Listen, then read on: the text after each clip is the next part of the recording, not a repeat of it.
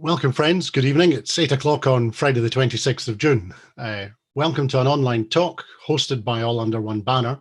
My name is Andrew. I help to organise All Under One Banner, and I'll be your chair for this evening.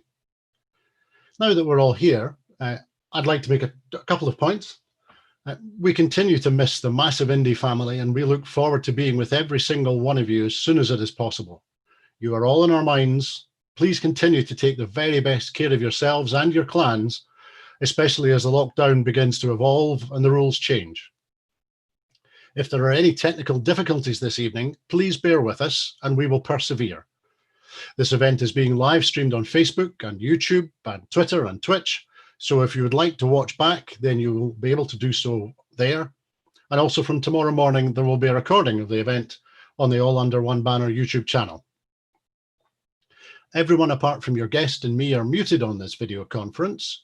We will, of course, take questions from everyone present.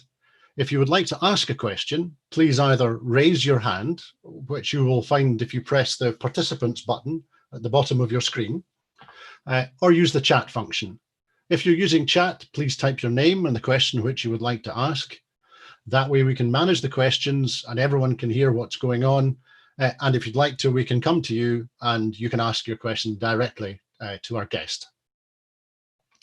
I'd like to make a quick couple of introductory comments before we get started properly. All Under One Banner is all about organising marches on the streets of towns and cities across Scotland in support of Scottish independence. The group never stands still, and we've been innovating through 2020. Earlier this week, we announced plans for a gradual return to those streets, but with a few major differences. We are not organising any marches at the moment. Of course, when it's the proper time to do so, you can be sure that we will immediately. This seems to have confused some of the Tory press today, who tried to mislead the First Minister at the daily briefing by saying that we had organised marches. We've asked the journalist in question to apologise for lying about us on live television in front of the First Minister.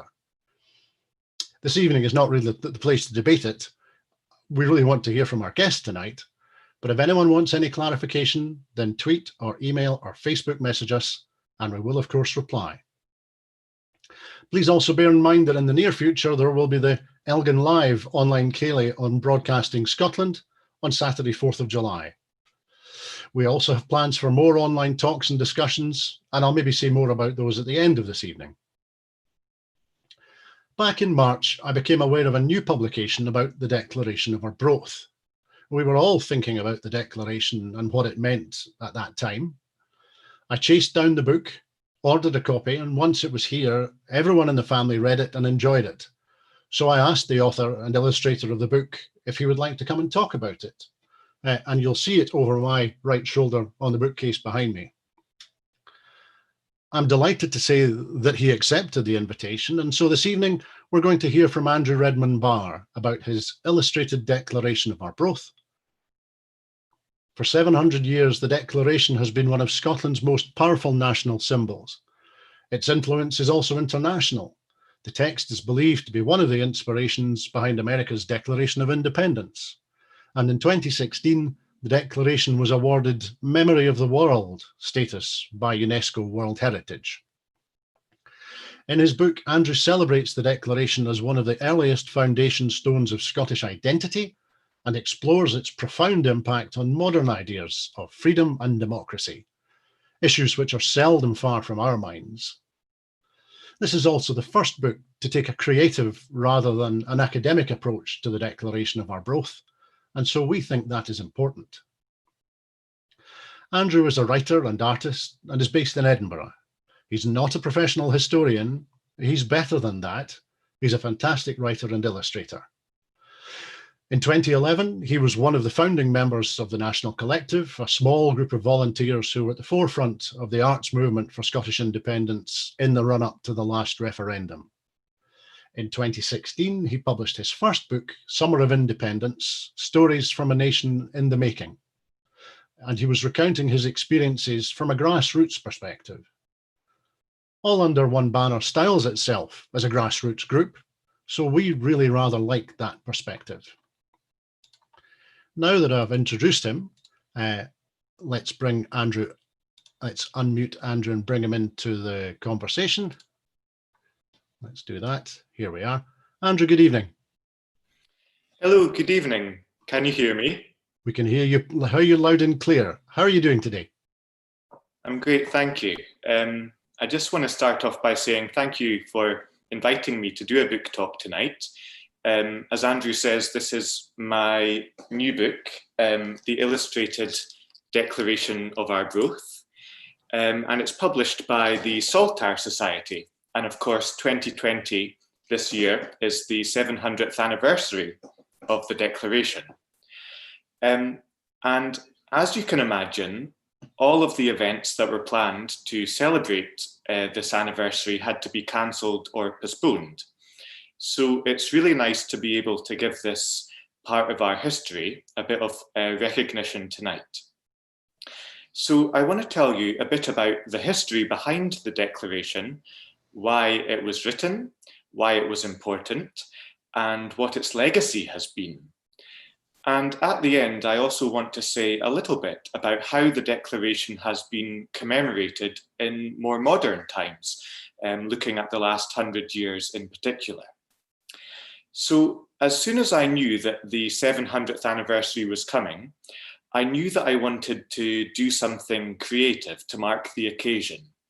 And I realized that all of the existing books about the Declaration were academic, and I wanted to do something completely different.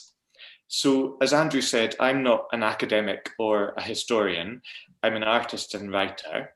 And I think that sometimes doing something creative with history can help us to understand it better or to make it more accessible. So that was the basic idea behind this book. So I just want to begin by giving a little bit of the background history in case anyone isn't familiar with it. So the Declaration of Arbroath was written in the year 1320 under the leadership of King Robert the Bruce. And it was essentially a kind of diplomatic letter sent from the Scots to the Pope, Pope John the 22nd, who lived in Avignon in the south of France. And the reason that it was sent to the Pope was that he would have been the highest diplomatic authority in Europe at the time. So it made sense to write to him if you needed help to resolve a conflict or something like that. But I'll say a bit more about that later. Now, in the years leading up to 1320, Scotland had been fighting for survival in the Wars of Independence. King Edward I of England, followed by his son Edward II, had claimed overlordship of Scotland, and the Scots resisted, leading most famously to the Battle of Bannockburn in 1314. And then 6 years later, leading to the Declaration being written. So this was a fairly dangerous time of conflict in Scotland. But the Declaration really stands out as quite an amazing example of trying to resolve things through peaceful diplomacy. And the main purpose of this declaration was to ask Pope John the 22nd to recognise Scotland's independent nationhood, but also to ask him to use his power and influence to tell King Edward to call off the invasion. Now, I have my own declaration here that I've created. And as you can see, it's quite a distinctive looking document. I'm sure you'll find it familiar. And the most distinctive part of the document are these seals hanging from the bottom. And these seals would have represented all of the different nobles and barons of Scotland who put their name to the document to indicate their support. And it was kind of a way of putting your signature onto the document, a bit like a big petition. And each of these seals would have had a family crest or a coat of arms to represent whoever it was signing up. I also have a more detailed example of one of these seals. So this is a kind of replica of Robert the Bruce's own seal that he would have attached to the declaration.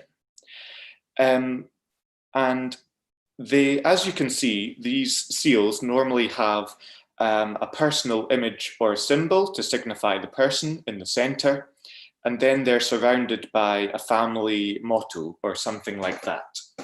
So these would have all hung from the bottom of the document. And I also wanted to incorporate these seals into the design of the book. So at the front and at the back of the book, you'll find the seals illustrated like this. And I really wanted to pick up on that really distinctive element of the declaration. Now, Arbroath itself was the perfect location for all of this to take place, because if you think about where Arbroath is located, it's far enough north up the coast of Scotland to be relatively safe from invasion, but it's also directly onto the water, and that meant that the declaration could be sent quickly and safely by boat over the sea towards Europe without interference. And that was really important. But the most important thing that about Arbroath was that it had a really significant abbey. And the abbey is a really wonderful place to visit if you get a chance after lockdown is finished.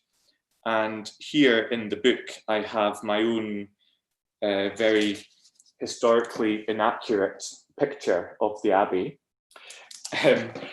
Anyway, the important thing about an abbey is that you have monks, and monks were extremely talented at being able to write these sorts of documents.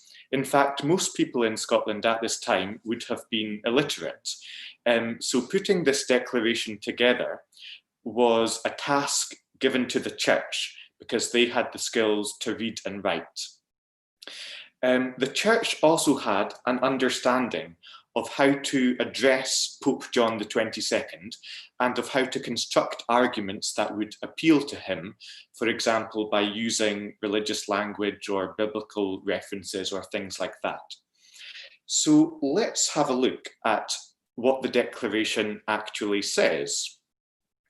Now, as you would expect from a diplomatic letter, it begins off extremely formal and complimentary towards the Pope, but then by the end of the letter, the tone changes a little bit and it ends up being quite blunt. It says, if you do not help us to secure the independence of our kingdom, then whatever happens next in the conflict will be your fault, and God will blame you for it. And this was quite a bold thing to say. It was quite a risky thing to say, but it was also quite a brave thing to say. And remember, the Pope in these times would have been a little bit like a kind of United Nations, in the sense that if you had a conflict with another country, you could petition him asking for help. He was essentially the highest diplomatic authority in Europe, and he could use his influence in all sorts of ways. But he would have also been inundated all the time with all sorts of letters from all sorts of places asking for political favours.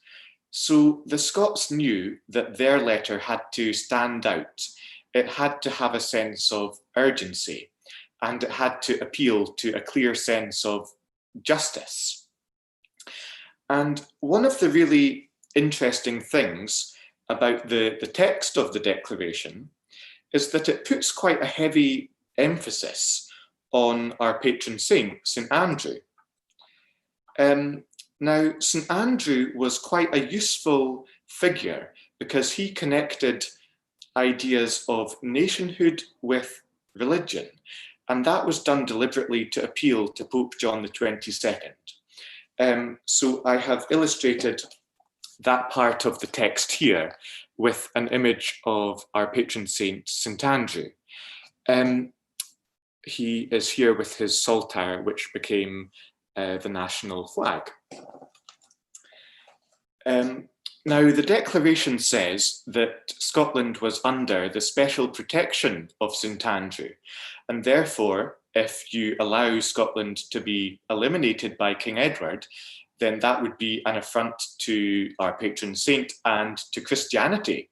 So again, quite a bold thing to say, but the Scots really thought about their arguments and what might appeal to the religious authorities in Avignon.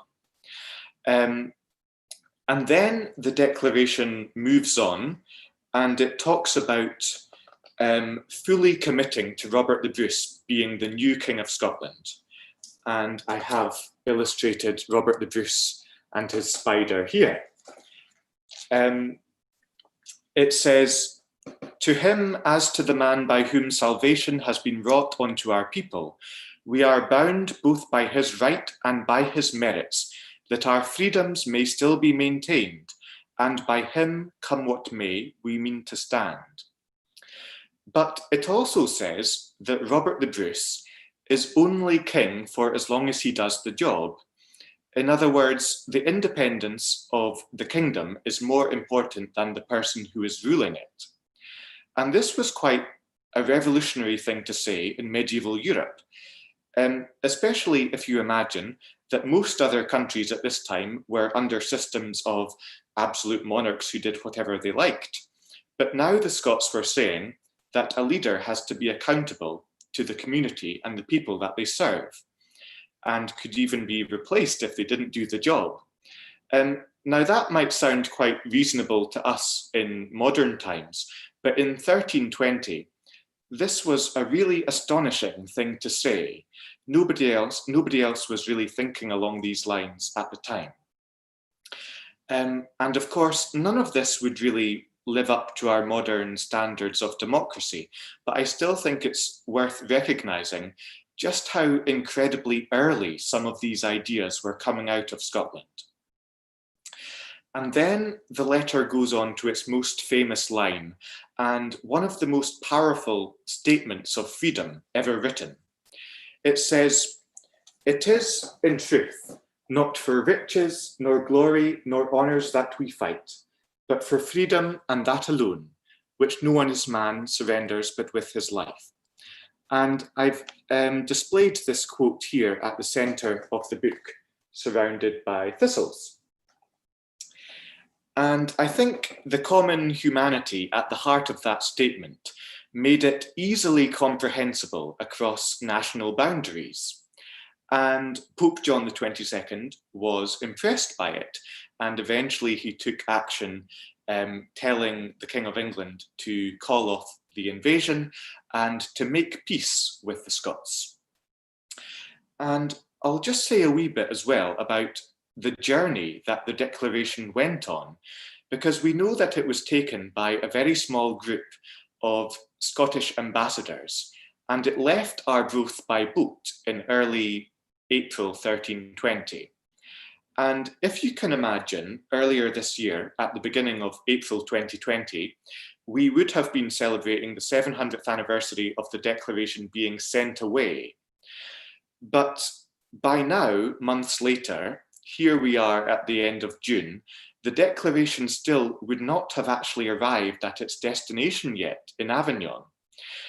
So it was quite a long journey. And in fact, the Pope didn't acknowledge receiving the letter until August 1320. It's possible that the Declaration got delayed somewhere along the way, or that maybe the journey became unsafe at some point. But this is one of the aspects of the story that's still a bit of a mystery. Now, in the final part of my book, I have a look back at how the influence of the Declaration has kept being used at different moments in Scottish history, depending on what is happening culturally or politically at the time.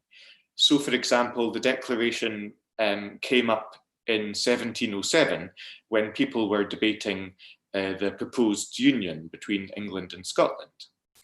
But really, people have only started to appreciate the Declaration over the last 100 years.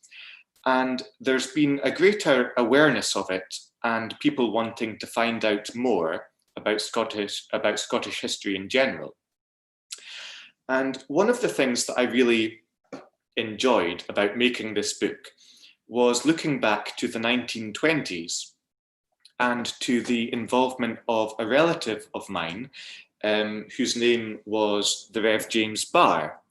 Now, James Barr was a Kirk minister, but he was also a politician, and he was the MP for Motherwell in the 1920s. He was a member of the ILP, the Independent Labour Party. And in the House of Commons, he became one of the leading advocates for Scottish Home Rule. He was also one of the main voices calling for Scottish history to be taught in schools. And his view was that Scotland needed to be informed about its past so that it would then be able to imagine all the possibilities of its future. So I took a lot of inspiration from James Barr and his work in the making of this book. Now, apart from the movement for Home Rule, the 1920s was also very interesting in lots of other ways relating to the Declaration. Because I discovered that there was a 600th anniversary commemoration of the Declaration of Arbroath in 1920, so 100 years ago this year. And this 1920 commemoration was held at Arbroath Abbey. And it was fascinating to look into it because the messages of freedom and liberty had to be moulded into the context of the time. Now, at the time, it didn't really have anything to do with political nationalism. Support for independence wasn't very mainstream at the time. The SNP didn't exist yet, and this was the height of the empire. So I found it really interesting to look back and see how the 600th anniversary fitted in with the dominant narratives of the time of empire. And it was interesting to read some of the speeches at the Abbey that day. And one that really stood out was a speech by the moderator of the Church of Scotland, who stood up and said that basically, thank goodness that Scotland secured its independence long ago, so that now the Scots can contribute their strength towards the empire. So that's one way of looking at it, I suppose. But then somebody stands up and challenges that. The moderator of the United Free Church stands up and he says, well, actually, the lesson from this part of our history is that all nations and all people have a natural and human right to self-determination. And that is quite an amazing thing to say at the height of empire, because it totally went against the narrative. So even as early as 1920, you see people starting to dispute what the Declaration really means and what should be taken away from it. Now, fast forward to the 650th anniversary in 1970. By this time, Scottish nationalism was more of a political force, and officials had to be a bit more careful. And so the person that was chosen to give the main speech that day was Willie Ross, who was the Secretary of State for Scotland. He was a Labour politician. And he was famously very much against nationalism and against independence. And just as he was about to stand up and deliver his speech, along comes the independence activist Wendy Wood, and she slightly disrupts the ceremony and caused a bit of a scene. So again, you have another incident where the message of the Declaration is disputed in modern times. And I felt like it was important to include some of these little anecdotes in the book, because it's the type of thing that normally doesn't make it into the pages of official history. But I think it's important to understand this modern context of the Declaration and the way that people are inspired by it and people dispute what it means. And so what I've done in this book is to try and bring all of those different elements together for the first time to give a bigger picture of the Declaration's meaning and significance to normal people. And the Declaration still is, after all this time, something that motivates people, still inspires people, and sometimes it is still contested and people talk about what it really means and what should be taken away from it. And that just goes to show how powerful this document is, even after 700 years. So to me, the Declaration is not only one of the primary foundation stones of Scottish identity, it is also an icon of self-determination everywhere. And it's the original document of democratic thinking in Scotland, even though it wasn't democracy at the time. And just a few years ago, as Andrew mentioned at the start, it was awarded UNESCO World Heritage status, recognising its international importance as well.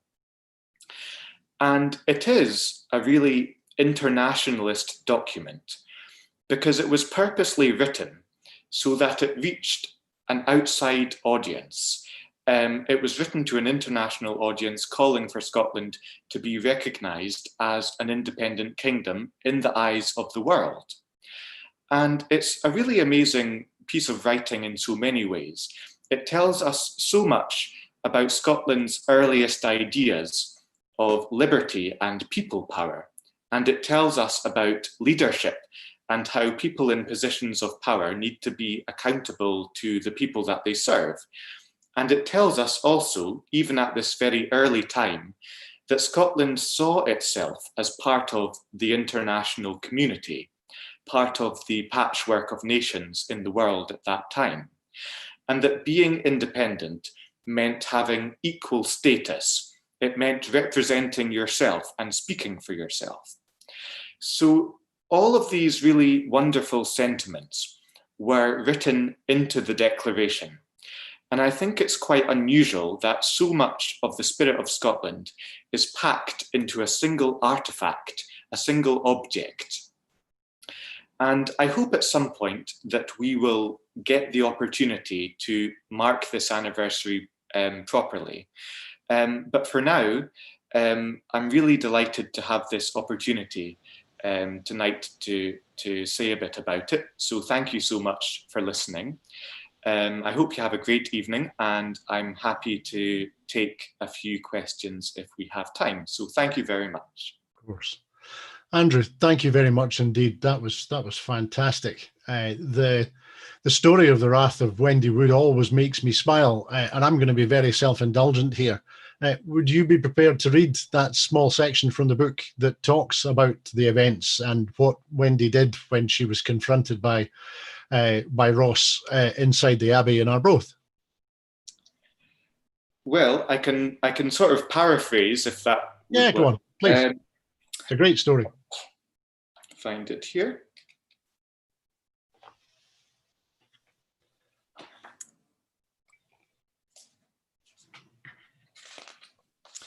So yes, just a reminder that this was 1970. It was the 650th anniversary of the Declaration held at Arbroath Abbey.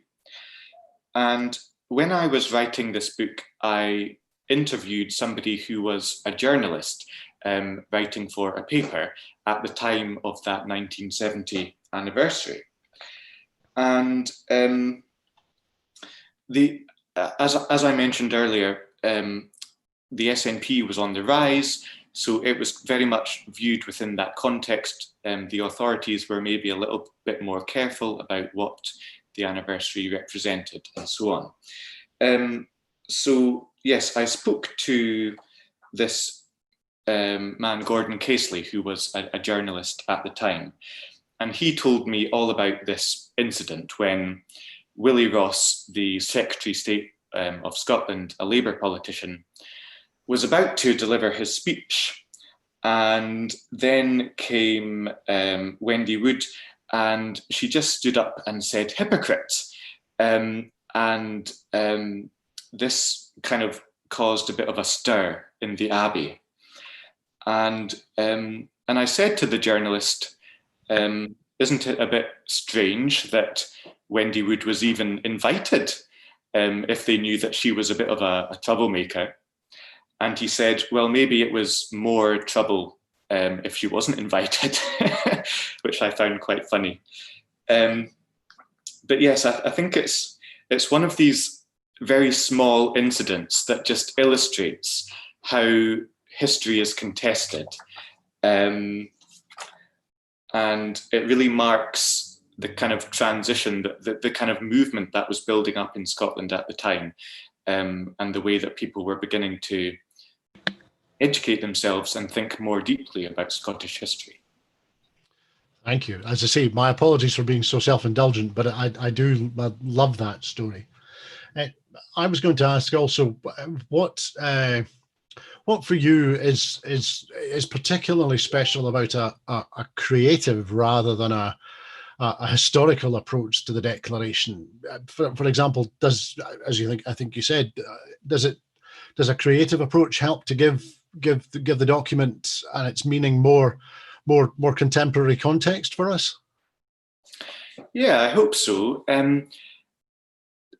It was really, to be honest, when I first realised that the anniversary was coming, I didn't first think that it would become a book. I thought maybe I could do something like maybe a larger version of a single piece like this with more illustrations in around it or something like that. So a book wasn't the most obvious immediate thing that came to me.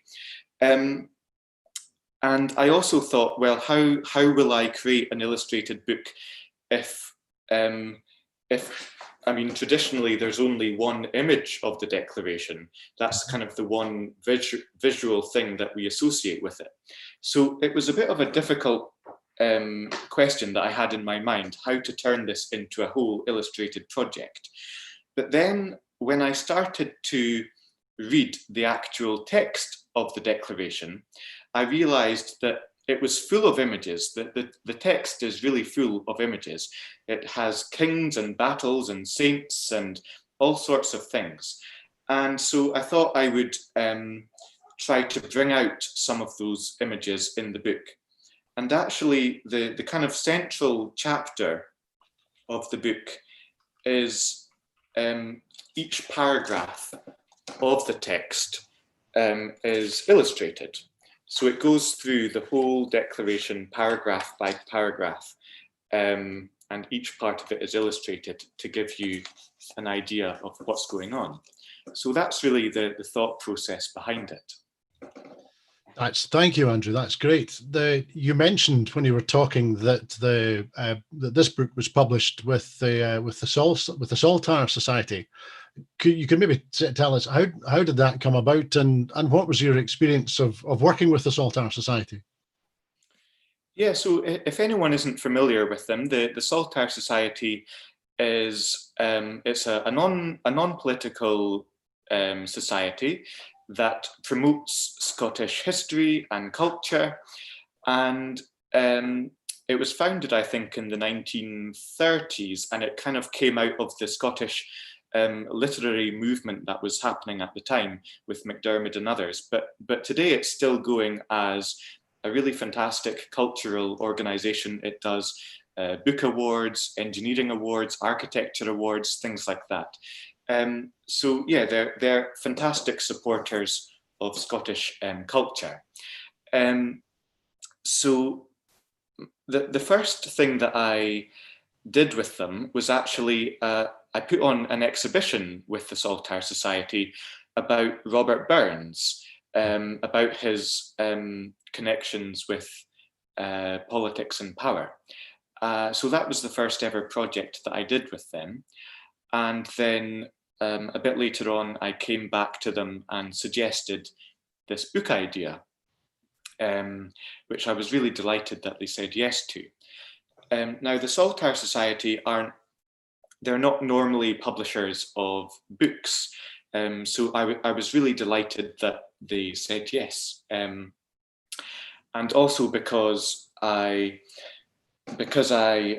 wanted to design the way that it looks and everything like that, I had a lot of freedom to put the physical book together, which suited me as well. So that's how it came about. That's fantastic. Thanks, Andrew. And I think you were saying you found the experience of working with them very positive and constructive. Yeah, absolutely. It's really fantastic to work with an organization that's that really sort of believes in what you're doing, or really understands the need to promote Scottish history and culture. So it was really nice to work with them. Thank you. That's fantastic. Now, I should say to the folks who are on Zoom that if you'd like to ask a question for Andrew, please either raise your hand using the participants button at the bottom of the screen, or alternatively, click on the chat button and type your question and your name into the chat box, and we will come to you with a question. Andrew, I touched a little bit when I was introducing you on the wider areas of the work that you did in the run up to 2014 and since. And it crossed my mind to ask you, having been so intimately involved in the last referendum at a grassroots level and as a creative, as an artist and an illustrator, what do you have any reflections now from this distance in time of well, nearly a generation, some might say? Do you have any reflections on the campaign that you experienced back in 2014? Yeah, it feels like a totally different time, doesn't it?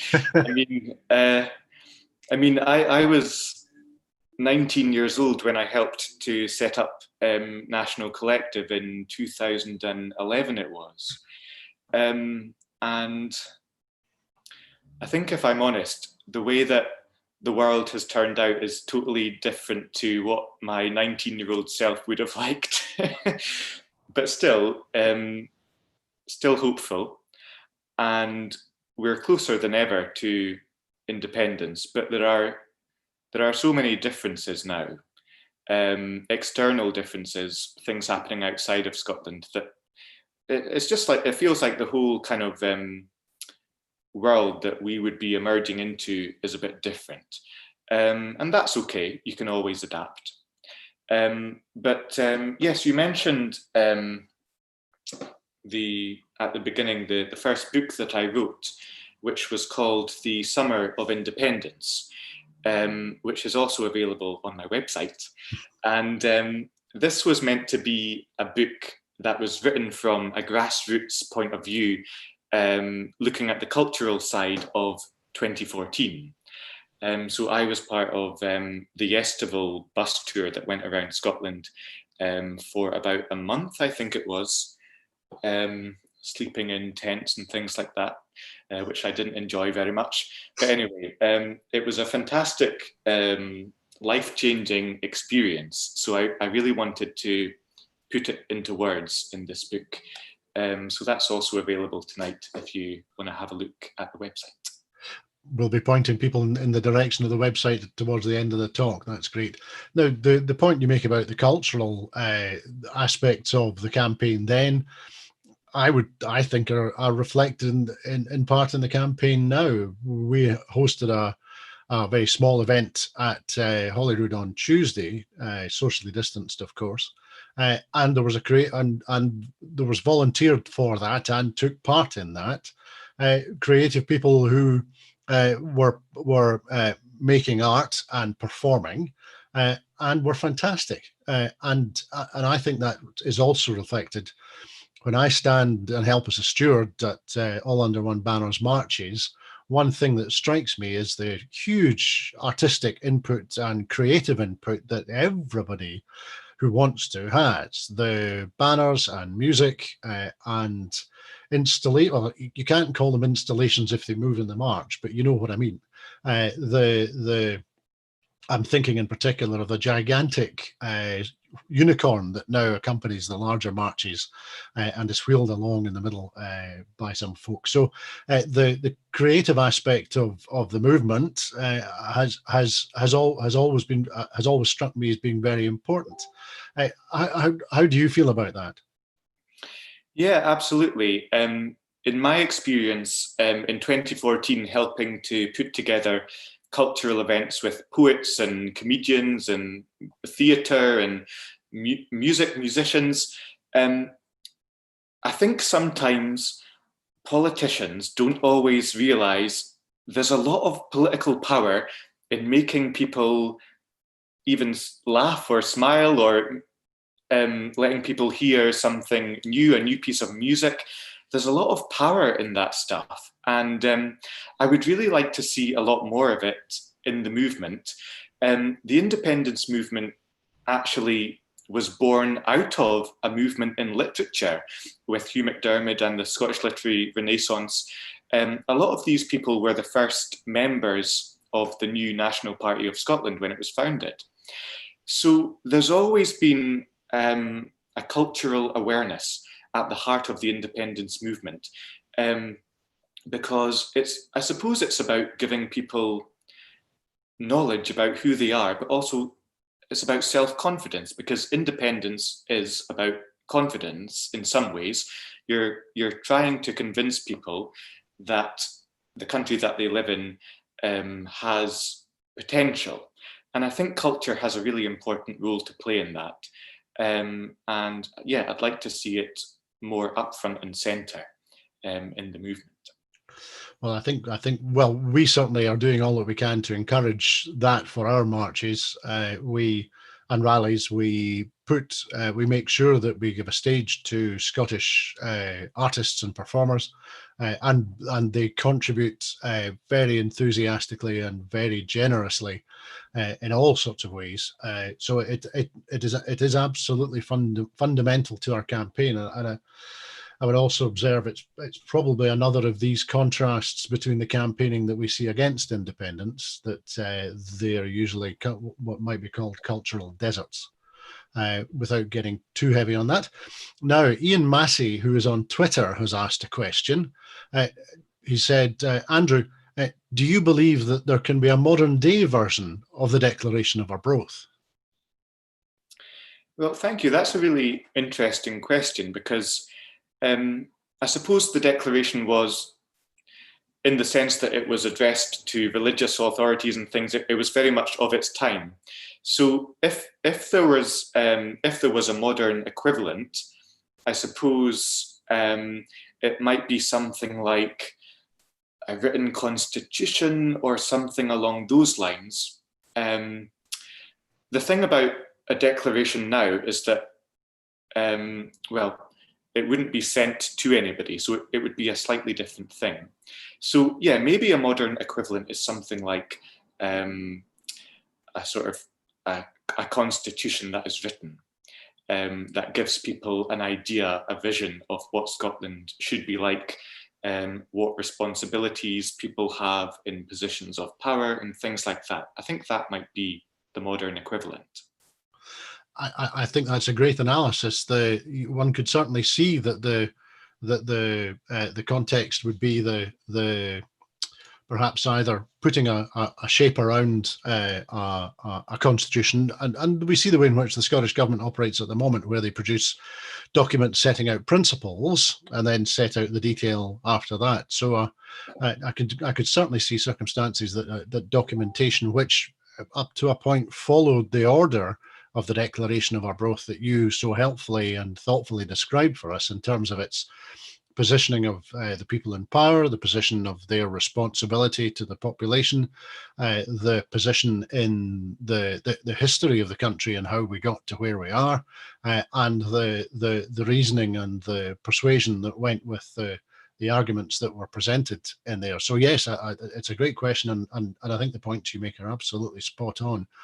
There are a couple of comments here. Firstly, Terry on Twitter says, brilliant book, bought it, read it, and it's now a treasure in the house. Beautifully illustrated. So I'm grateful to Terry for his comment. Well, thank you. And in the room, actually, S. Snedden has posted a question. Let's see if we can go to them and we'll ask if they would like to. It's a great question. Let's ask them and see if they would like to ask their question. S. Snedden, would you like to ask your question, please? Okay, yeah, the S is for Sandy. It's just the way it was. That's okay, Sandy. How are you doing? By the IT guys at work. So both Andrews, yeah. Your comment earlier, Andrew, that the Declaration is this kind of great repository of Scottish identity. You know, it holds so much about Scottish identity, and it's amazing that, you know, a diplomatic letter written to a religious leader 700 years ago still resonates with so many of us as Scots and Firth of Scotland. What is that essence? Can you sum up what is that essence that the Declaration has? And how has that essence of identity changed from the 14th century to today? You know, thanks, Sandy. That's a great question. Yeah, thank you. That is a really interesting question, and quite a complicated one. I think what the Declaration does is it's never really boastful about "Isn't Scotland great?" It's quite a humble letter. It says, "We are poor little Scotland at the end of the earth, and leave us in peace." That's what it says, basically. So it's not. Sometimes you might expect these kind of big letters that come from kings or the courts of kings. You might expect them to be very boastful and "Isn't my kingdom great? And aren't I so powerful?" But this is really humble, and it says all we want is to have our little patch of the earth to live in peace and harmony. And I think that's really quite powerful in its simplicity and its humanity. There's a lot of humanity in that. And I think people around the world would be able to relate to that. It's just a very simple request to be able to live in peace and to be able to live as yourself with your own identity intact. So I think that's really the essence. It's a very humane message. And it's quite astonishing that even though it was written in the middle of conflict, it still manages to be really humane. And it's really, I think the simplicity of it is what makes it so brilliant. Thank you, Sandy, for your question, and Andrew, that was a great answer. Thank you. Thank you. So we've got lots more questions coming in from all over the platforms that we're live streaming to. Lorna says on Facebook, "I agree with what Andrew said about the power of music and culture in bringing people together. I'm a musician and music teacher in Glasgow. I also do a lot of work with Love Music, Hate Racism, and I believe wholeheartedly in using music as a tool to establish unity amongst people.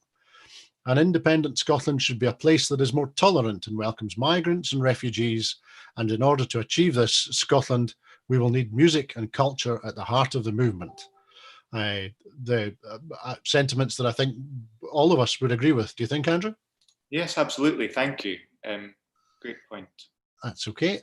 Now, this is an interesting one. And in the context, we've made the point that as a writer and an illustrator, you're not a professional historian. However, the communication, effective communication and the communication of ideas is important. So on Twitter, Marie Gray is asking, "What do you think of the mispronunciation of Holyrood?" I'm serious. The BBC is responsible for that. A BBC editor didn't believe me that there was a church of the Holy Rood. What do you think, Andrew? Well, yeah, I mean, each to their own. I suppose using Holyrood does emphasize the story behind it of the Holy Rood. So I can see why that's more in keeping with the history of the place. So yeah, my full support. Well, I would say something. I mean, it's maybe just me, but I would use both pronunciations depending on what I was talking about in the context I was talking. But it's a great question from Marie, and and we're grateful for all of the questions that are coming in now. Then, this is maybe more political theory than artistic input. However, Tommy Greenan on Facebook asks, as long as 100 of us remain alive, never will we on any condition be brought under English rule. He says he's not being funny about it, but unless the signatories are immortal, then does that mean that the declaration is defunct?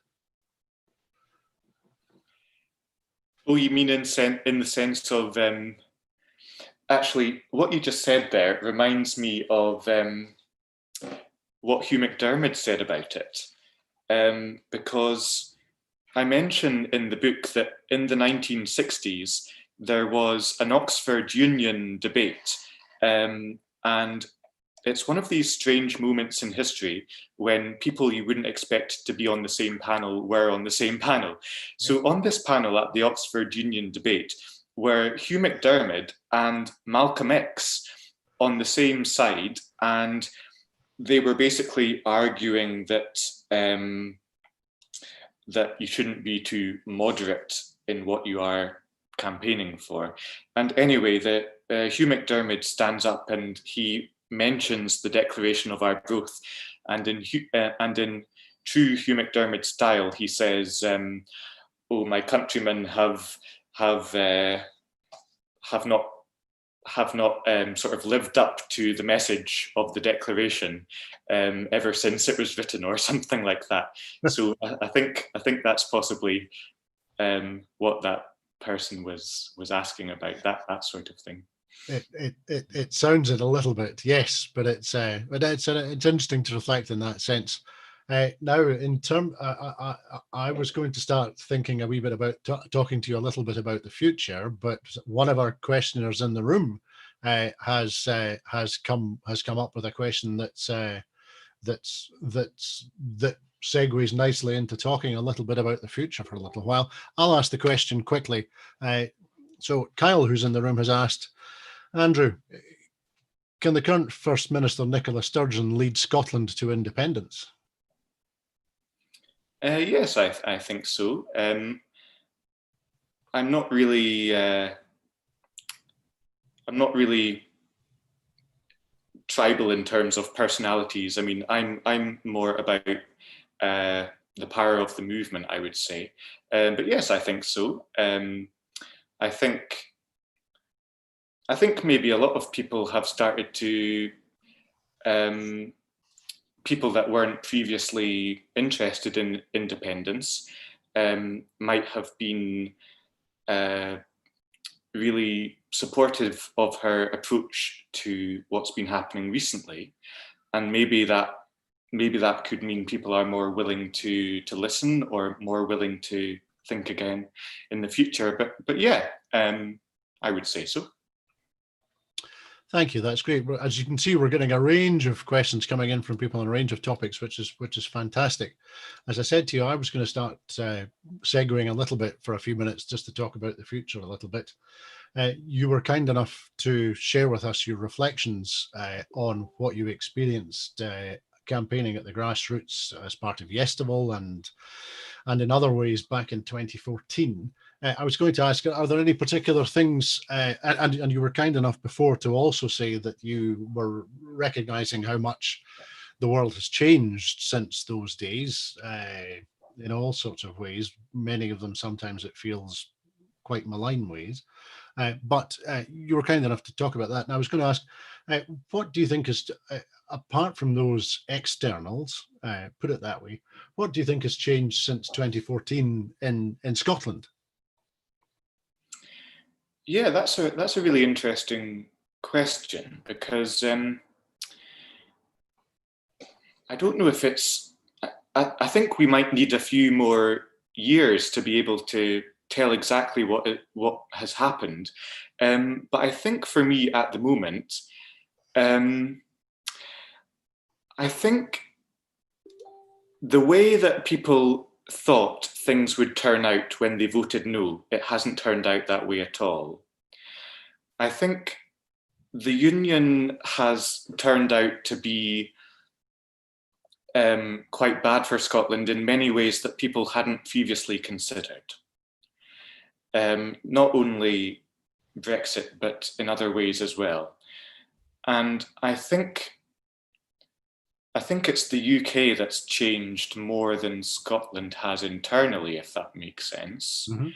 And I think maybe a lot of people who voted no wouldn't have wanted this type of UK at the time. So maybe people might be more open to reconsidering next time.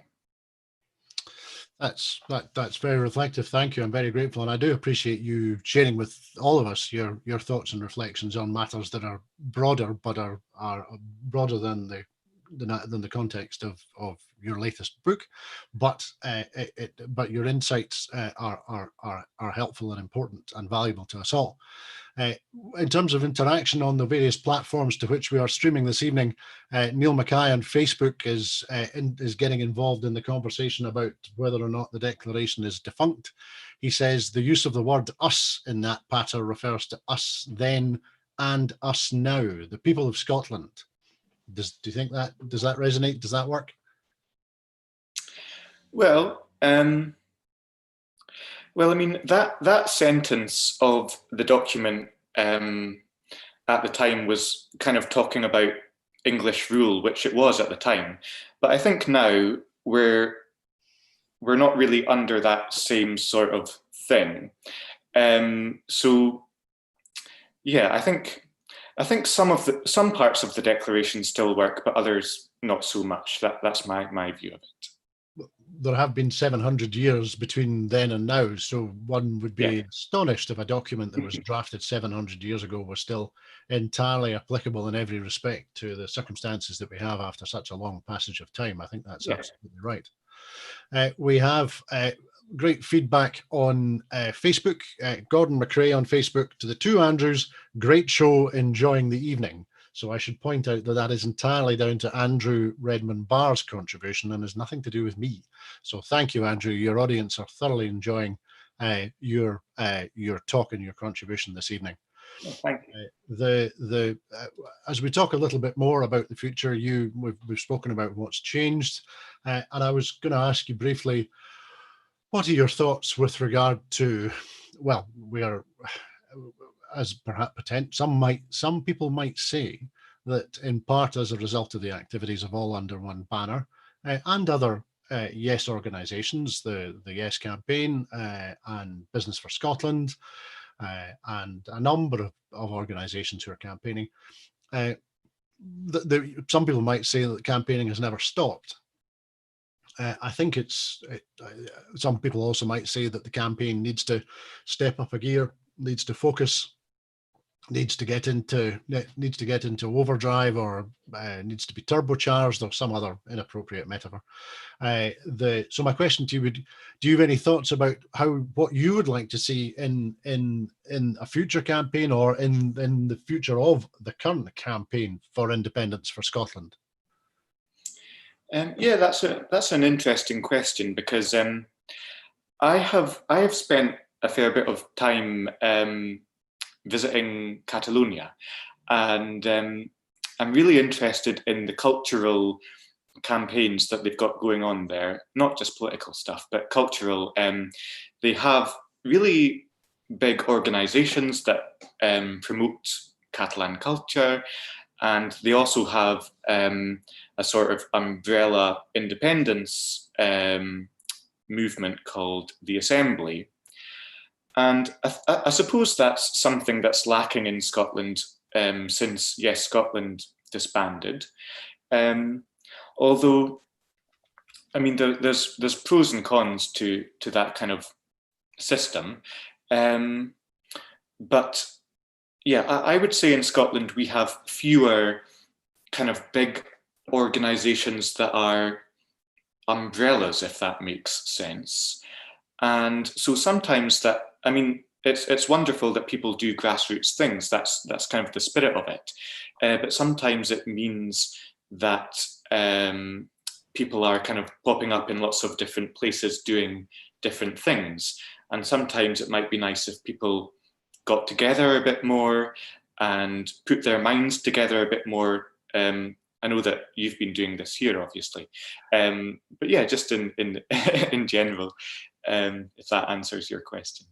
It does, Andrew, and it'll come as no, well, I hope it doesn't come as a surprise to people, but it will come as no surprise to people who know All Under One Banner that effective and efficient collaboration and cooperation is very much what we are about. We certainly recognise that we play a part, but we are only a part.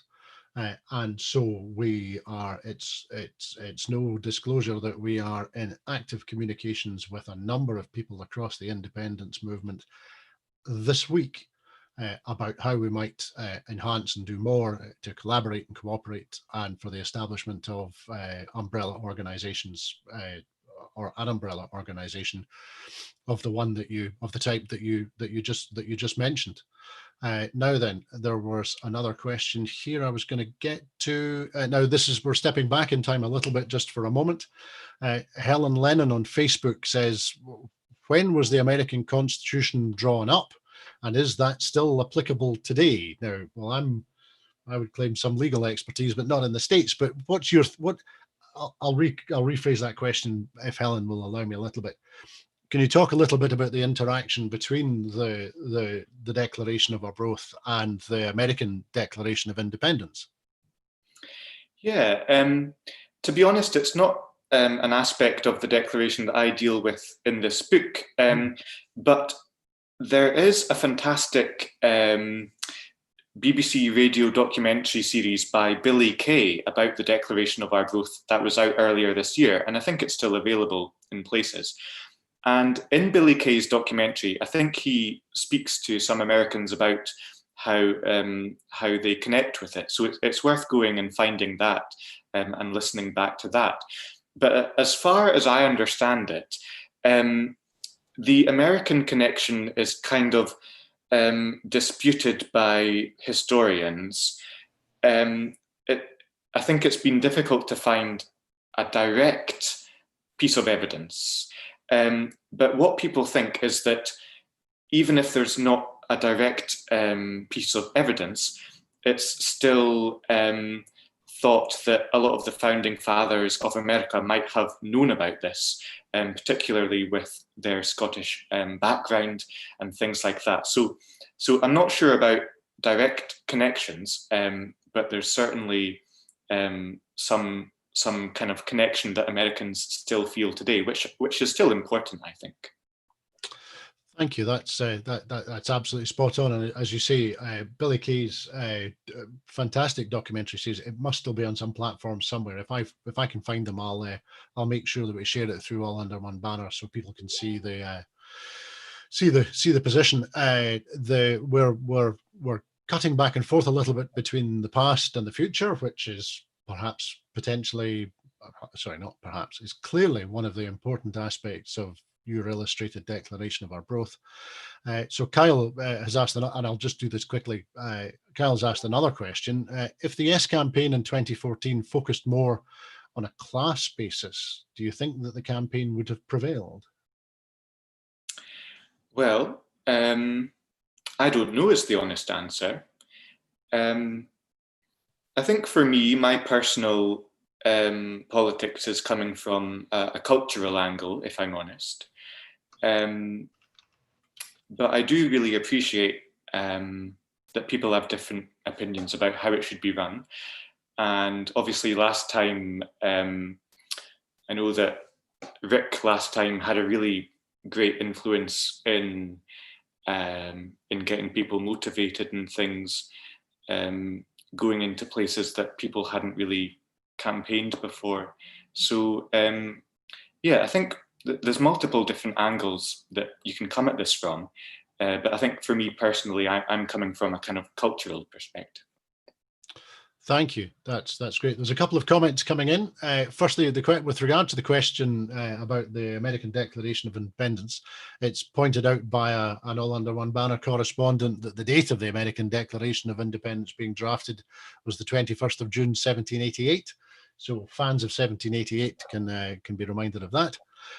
Secondly, it's also being pointed out that the actress Reese Witherspoon's great-great-great-grandfather was a minister from Paisley, and he was a signatory of the US Declaration. It's suggested that the actress is well aware of her connection to Scotland and to Paisley, although it's maybe questionable how much Paisley knows that it's connected to her. Anyway, David, who is on Facebook, says, great evening talk, great book, and about to read it for the second time, this time to my young daughters, which I think is fantastic. And I think you will too, Andrew. What I was going to ask you at this point was really, are you able to talk at all about your current projects and plans, or the projects or plans that you're working on at the moment? Sure. I was just going to mention, I forgot to say about the American connection, that every year in the US, they have Tartan Day, especially in New York. They have a Tartan Day parade, and that's always held on the 6th of April, which is the anniversary of the Declaration. So I feel like in some ways they celebrate it more than we do, which we'll have to sort out in the future. But anyway, going back to, you mentioned what I'm up to next. Yes. I have a few different project ideas, and I'm having trouble deciding which one to focus on. I'm sure I'm not the only person having trouble concentrating at this time. But I really want to keep going with Scottish history and culture, because I think it's really important to try and make history accessible. So I think what I want to keep doing is something in a similar vein as that. So maybe a different aspect of Scottish history, or maybe finding other ways of trying to make Scottish culture as accessible as possible. So I haven't yet decided on an exact project, unfortunately.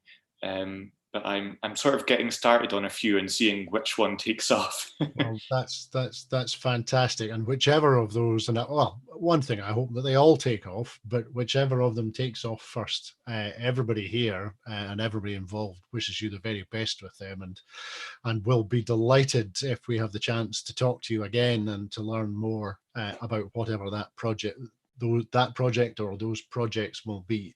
You're always welcome to come and talk to us, and I know that everybody this evening will be delighted. I can see that we've had more than 250 people watching across the platforms this evening, so it's been great to see that kind of level of engagement, and we've been getting fantastic questions and interaction from everybody. So I need to say thank you to you, Andrew, for agreeing to spend your Friday evening with us. And to thank you for your thoughts and insight and ideas, and that we've heard all through the discussion. I can see from the feedback, and I've been trying to share a little bit of it with you, I can see from the feedback that everybody has thoroughly enjoyed it, and they've enjoyed it immensely. Now, Marie Gray, who was asking the question about Holyrood, and I've now been told off about not saying Holyrood, so now I'll have to say Holyrood every time. Marie Gray pointed out on Twitter, the book is not currently available on Amazon. Now, so I should point out that after tonight, All Under One Banner will share a link where you can purchase Andrew's book, and with a special All Under One Banner discount. And we're very grateful to Andrew for doing that. So across All Under One Banner's social media, we will share that link to make sure that people can see it. And of course, so if you can navigate to any of our presence on Facebook or Twitter in particular, or of course you can Google Andrew Redmond Barr, and it will very quickly take you to his website. But if you come to us through our link, that will give you the additional benefit of an All Under One Banner discount. Having talked about business a little bit and saying thank you to Andrew for that generous offer, I should also say that we are extremely keen to do more work with Andrew in the future. As I've touched on tonight, I think it's important that our events have a huge cultural aspect to them, music and performance and comedy and art and installations that move, if that's not a contradiction in terms. So we're looking forward to working with Andrew again in the future. Now, I should say that on Saturday, the 4th of July, there would have been an all under one banner march in Elgin. We were working extremely hard with Yes Elgin, and we were expecting it to be a fantastic event. It resonates a little with me because as the issue of statues has become so important lately, and of course the statue of the Duke of Sutherland overlooking Golspie has received attention in the past and might receive attention again in the future, I'm reminded that notwithstanding the statue, his factor, who was the notorious David Seller, his factor is buried inside Elgin Cathedral. So we were looking forward to visiting Elgin and having a great march. That will happen next year. Instead, for now, there will be an online ceilidh on Broadcasting Scotland on the 4th of July. We're hoping to have as many art performers who are local to Elgin taking part as we can manage, and I was speaking to some of them this morning, and maybe one or two wee surprises that people might recognise from our marches as well. So search for Broadcasting Scotland on YouTube and enjoy the show on Saturday, the 4th of July. All Under One Banner will host more online talks and discussions here on Zoom throughout July and beyond. There will also be demonstrations in the months immediately ahead, all very carefully organised and appropriate for the circumstances that we will find ourselves in at that time. More information about those events will be posted on Facebook by All Under One Banner in the near future. All Under One Banner is persevering through the current adversity, and I know that everyone else is doing their best too. We're not going away, and we will continue to campaign for independence. You will see announcements in the press and online during the rest of this month, and we are working away behind the scenes on plans for a number of things for the months to come. In the meantime, I have to thank you again, Andrew, for your time this evening and your contribution and your participation. I also have to say thank you to Carol and Chris and everyone else who's working behind the scenes. And I have to thank everybody who joined us this evening on Zoom, on Facebook, on Twitter, on Twitch, and on YouTube. Yeah, I want to say thank you as well. It's been a real pleasure to be here, and thank you so much to everyone for watching. Thank you, Andrew. I should also say that very briefly that after the news of the shocking news of the events in Glasgow this afternoon, that everyone affected is in our thoughts. In the meantime, as Andrew pointed out, it is not for truth. It is in truth not for glory, nor riches, nor honours that we are fighting, but for freedom. For that alone, which no honest man gives up, but with life itself. We've been All Under One Banner. Good night.